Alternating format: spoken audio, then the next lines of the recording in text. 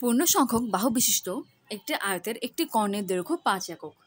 ওই আয়তের পরিসীমার সাথে 22 যোগ করলে একটি রম্বসের পরিসীমা পাওয়া যায়, যার উচ্চতা আয়তের ক্ষুদ্রতম বাহুর সমান।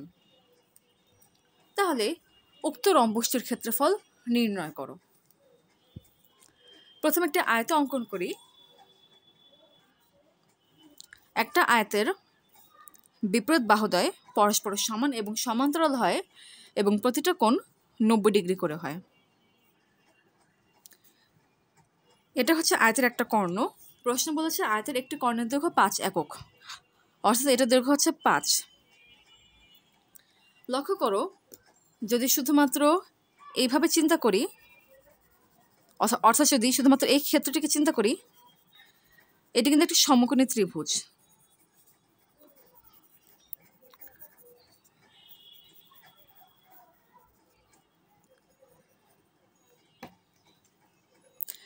এই সমকোণী ত্রিভুজের এটা হচ্ছে 90 ডিগ্রি। 90 ডিগ্রি কোণের বিপরীত বাহুকে অতিভুজ বলা হয়, অর্থাৎ এই সমকোণী ত্রিভুজের অতিভুজের মান হচ্ছে 5। এবং প্রশ্ন বলেছে বাহুগুলো কি হবে? পূর্ণ সংখ্যার মধ্যে হতে হবে। একটি সমকোণী ত্রিভুজের অতিভুজের মান যদি 5 হয় এবং বাকি দুই বাহুর মান যদি পূর্ণ সংখ্যার মধ্যে থাকে, তাহলে বাকি দুই বাহুর মান অবশ্যই 3 এবং 4 হবে। সাধারণত 3, 4, 5 এই তিনটে সংখ্যা অনেক বেশি কিন্তু ব্যবহার করা হয় এবং এই তিনটে সংখ্যাকে একত্রে কিন্তু পিথাগোরিয়ান ট্রিপল বলে। অর্থাৎ একটা সমকোণী ত্রিভুজ যার প্রতিটা বাহু হচ্ছে পূর্ণ সংখ্যার মধ্যেই আছে এবং অতিভুজের মান যদি 5 হয়, তাহলে বাকি দুই বাহুর দৈর্ঘ্য 3 এবং 4 একক হবে। এটা হচ্ছে ছোট বাহু, তার মানে এই বাহুর দৈর্ঘ্য হবে 3 একক, এবং এটা হচ্ছে তুলনামূলক বড় বাহু, তাই এটার দৈর্ঘ্য হবে 4 একক। যেহেতু আয়তের বিপরীত বাহুতে পরস্পর সমান এবং সমান্তরাল, তাই এই বাহুর দৈর্ঘ্য 4 একক হবে এবং এই বাহুর দৈর্ঘ্য 3 একক হবে, কারণ এটার সমান হচ্ছে এইটা এবং এটার সমান হচ্ছে এইটা। তাহলে এই আয়তের পরিসীমা কি হবে?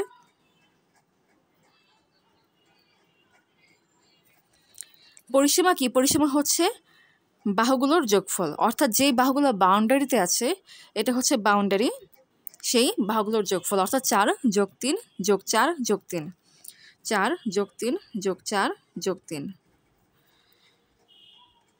4 যোগ 3 7, 7 যোগ 7 14, অর্থাৎ পরিসীমা হচ্ছে 14। এটা হচ্ছে আয়তের পরিসীমা। প্রশ্ন বলেছে ওই আয়তের পরিসীমার সাথে 22 যোগ করলে একটি রম্বসের পরিসীমা পাওয়া যায়। তাহলে রম্বসের পরিসীমা হবে 14 যোগ 22, 1 যোগ 2 3, 4 যোগ 2 6।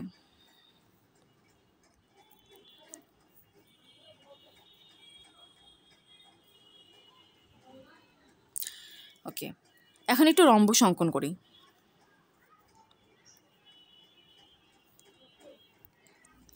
রম্বসের 4টা বাহু কিন্তু সমান হয়, অর্থাৎ এই বাহুর দৈর্ঘ্য যদি এ হয়, এটাও এ হবে, এটাও এ হবে এবং এটাও এ হবে। একটু আগে বলেছে পরিসীমা হচ্ছে বাউন্ডারিতে যে বাহুগুলো থাকবে তাদের যোগফল, অর্থাৎ এ প্লাস এ প্লাস এ প্লাস এ। প্রশ্ন বলেছে রম্বসটির পরিসীমা হচ্ছে 36 একক, অর্থাৎ এটা ইকুয়ালস টু হবে 36। এখানে 4টা এ আছে, অর্থাৎ 4a ইকুয়ালস টু 36। 36কে লেখা যায় 4 নং 36।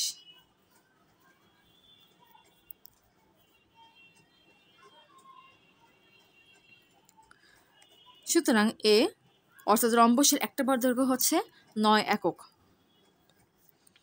এবং প্রশ্ন বলেছে রম্বসটির যে উচ্চতা সেটি হচ্ছে আয়তের ক্ষুদ্রতম বাহুর সমান।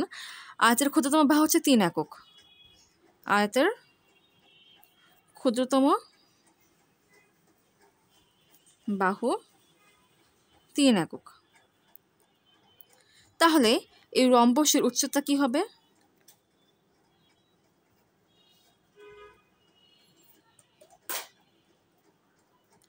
তিন একক হবে। এখন এই রম্বসের উচ্চতা অঙ্কন করি। এটা হচ্ছে উচ্চতা। তাহলে এই রম্বসটির ক্ষেত্রফল কি হবে?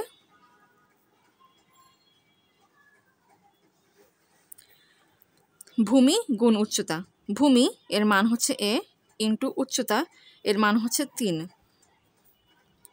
a এর মান হচ্ছে 9, অর্থাৎ 9 গুণ 3 সমান সমান 27 বর্গ একক।